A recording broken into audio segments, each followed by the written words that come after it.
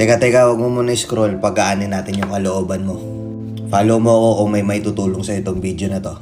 Kamusta na? Pagod ka na? Nakakapagod no, araw-araw ganun. Sunod-sunod yung pagsubok, parang hindi natatapos. Ito na naman, kakatapos mo lang nung isa, may dadating na naman na isa. Nakakapagod no? Pagod ka? Pahinga. Pahinga ka. Hindi ko sinabing sumuko ka ha. Sabi ko magpahinga ka.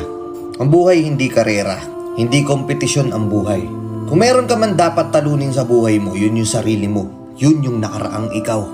Kailangan mas better ka sa dating ikaw. Huwag ka magmadali. Hindi mo kailangan makipagkarera sa ibang tao. Hindi porket nakuha na nila yung gusto nila, na-achieve na nila yung goal nila, tapos ikaw eto struggle pa din. Hindi ibig sabihin nun na hanggang dyan ka na lang. Pag di ka nagpahinga, hindi mo ma-achieve yung gusto mo.